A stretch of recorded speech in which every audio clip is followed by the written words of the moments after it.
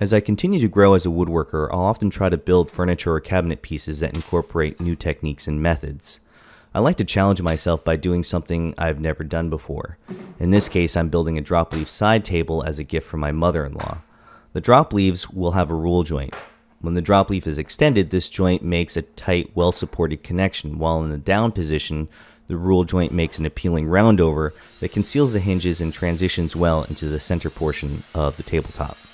I'm using quarter sawn sapele for this build, which has a beautiful ribbon figure running with the grain. I first cross-cut the stock to rough length at the miter saw and then the rough width at the bandsaw. Any internal stresses within the boards will likely release as they're being cut into more manageable pieces, which will be taken care of during the milling process. I first rip the aprons for the side table and then adjust the fence of the bandsaw to rip the legs. Again, these are all rough cuts and oversized by anywhere between 1/8 of an inch to 1/4 of an inch. I'll then go to the joiner to flatten one face and one perpendicular edge, and then plane down to final thickness and width. I get a lot of folks interested in planer joiner combo machines ask me, how much of a nuisance is it to switch between jointing and planing? And in my case, as a one-person shop, it's a non-issue. I batch out all my parts on the jointer before switching into planing mode. It takes all but a minute to switch over. As I run material through the planer, I like to gang together multiples of the same part. It saves a little bit of time and gives me a really consistent product. I also milled up some test pieces out of some spare poplar that I had in my shop. I try to always make a couple test pieces for fitting joinery and whatnot. Finally, once everything is square and parallel from the milling process, I cross-cut the parts on the table saw with my cross-cut sled. And now it's time for joinery. I'm using mortise and tenon to join the aprons to the legs, and I first lay out the mortises using my marking gauge and a setup block. The cutting edge of the marking gauge gives me a really consistent line that I can bury my chisels into. I also make sure that I'm always referencing off of the same face of each part during joinery layout. And here I'm using a planing stop to reference off of the top of the legs to mark the shoulders of the mortises. To machine the mortises, I'm using a 1/4 inch Forstner bit at the drill press. I drill the bounds of the mortises, making sure I allow the waste to clear out of the hole before plunging to full depth. This gives me a much cleaner hole. This would have also been made a lot easier and more repeatable if I had set up a couple of stop blocks along the fence of my drill press table. A lesson for next time, I guess. I'll then bore between those two bounds, removing as much waste as possible. At the bench, I'm using my inset tail vise to clamp down the legs. I first chop down the shoulders of the mortise to sever the cross grain. This ensures as I chop along the cheeks with the grain, fibers don't splinter off and mar my well-defined shoulder lines. I'm always chopping half the distance to the scribe line until I have no choice but to bury my chisel into the scribe line. The resistance from the waste material can often push against the bevel of the chisel, and you'll start to make the mortise wider than you want. And there you have it, a clean mortise machined with the drill press and chisels. Again, I'm using the technique of ganging similar parts together to batch out a process and get a consistent result. The ends of the aprons are butt up against my planing stop and clamped together to scribe the shoulders of the tenons with the marking gauge. I often hear that one of the knocks against using a saw-stop table saw is the fact that you have to switch to a dado brake when using a dado set. While it is an extra step, it literally takes me 11 seconds for this one extra step. If I was a production shop, maybe that would be an issue if you're constantly switching between a traditional blade and dado set. That being said, the dado brake is an extra part that you need to purchase.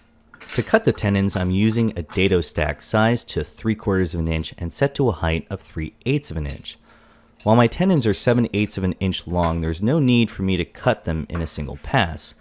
I'm using my dado sled that has a pretty hefty stop block to cut the tenons in 2 passes. I built this dado sled after watching Daryl Peart's DVD on green and green design elements. Daryl did not show how his dado sled was built in the DVD. I simply reverse engineered his sled through visual inspection. It works well, and I also use it to produce green and green style finger joints. Alright, time for a test fit and dry assembly. A nice friction fit is what I'm looking for. Some glue and clamps will make for a very strong joint.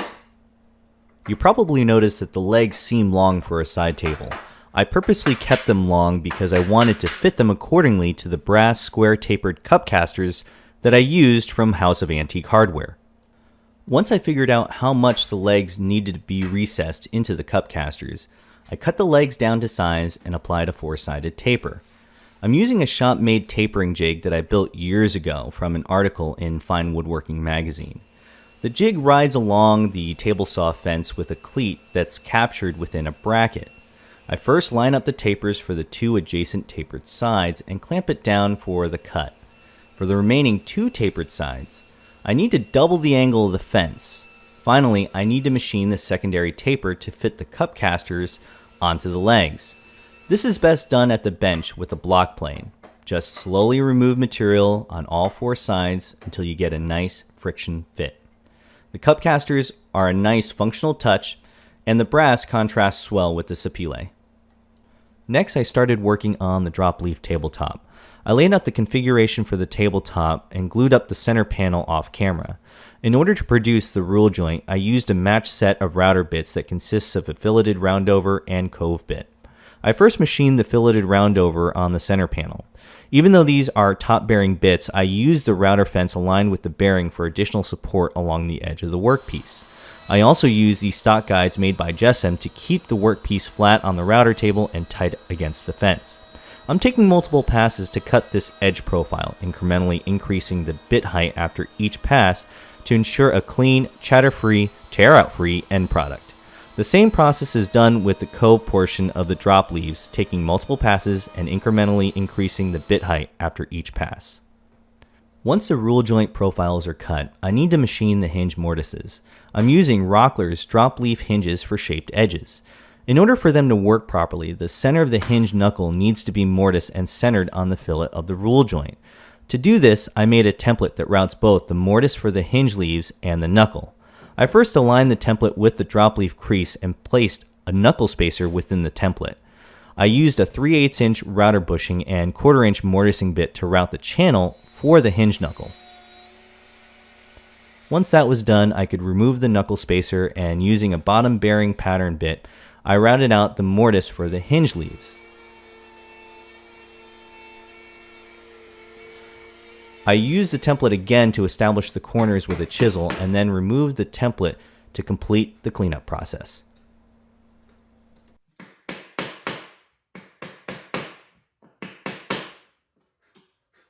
When it was all done, I was able to produce a snug-fitting hinge mortise. And then using a self-centering drill bit, I screwed in the hinge leaf screws. Now, as you can hear, there's a little bit of friction between the joint, so I had to remove the hinges and sand the cove portion slightly to remove the friction between the mating joints. Once I had the drop leaf hinges functioning properly, I needed to think about the overall shape of the tabletop. I made a mock-up of the shape I wanted out of cardboard, and I transferred that shape onto 2 pieces of Baltic birch plywood to make templates, a shallow curve for the short side and a deeper curve for the long side. I then roughed out the shape of the curve on the bandsaw, making sure to leave the pencil line. I then smoothed and faired the curve of the templates at the bench using a spoke shave and a sanding block.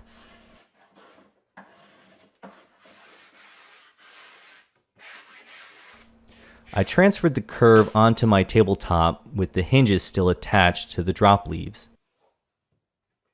I roughed out the shape of the table with a jigsaw.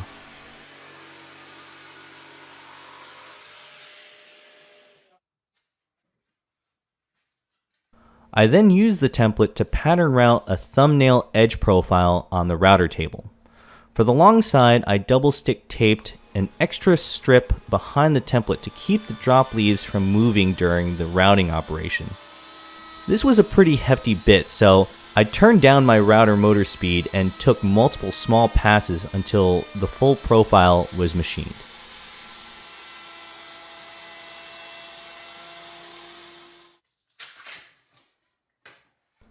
A light sanding with a sanding block removed any leftover machine marks. To support the drop leaves in the up position, I'm using telescoping extension arms. To do this, I needed to cut offset notches within the long side aprons. Using a flat bottom box joint blade, I cut out 3/4 inch square notches using the crosscut sled on my table saw.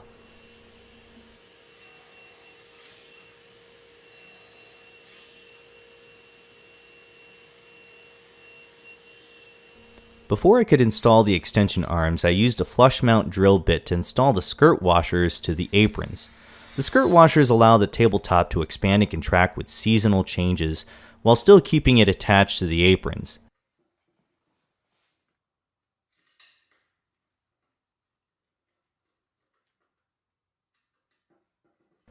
I like using threaded inserts and machine screws within the tabletop. I think it gives the piece a cleaner look, and it's less likely to strip out and mar the workpiece as time goes on.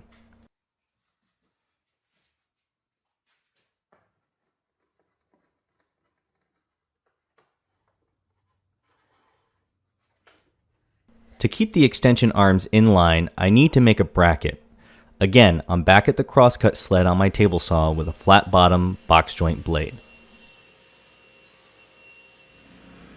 At the drill press, I counterbored 2 holes for screws within the bracket, and with everything in place, I pre-drill holes in the tabletop and attach the bracket.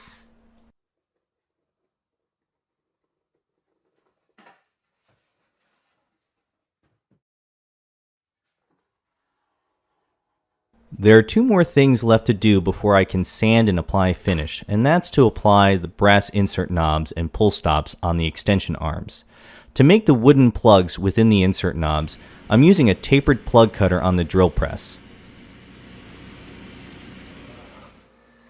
To release those plugs, I cut them out on the bandsaw and then glue them into the insert knobs using epoxy.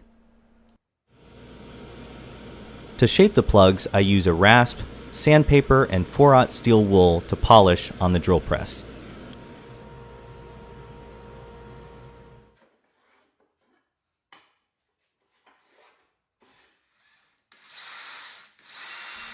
To attach the knobs, I screw in a machine screw into the end of the extension arm and cut off the head. And then finally I glue on a 3/16 inch stop on the other end of the extension arm and secure it with a countersunk screw.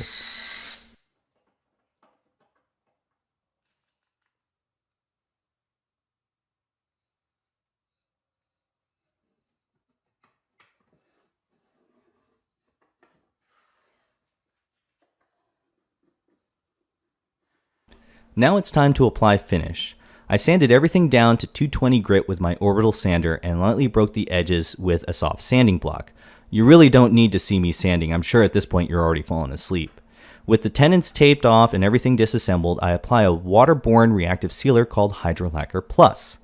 The sealer is designed to react with the tannins within the wood to create a warm oil look. I then apply a top coat called Polywhey, which is made using whey protein, a byproduct of cheese making. Both of these products are made by Vermont Natural Coatings. After 3 coats of clear top coat, I glue up the legs and apron.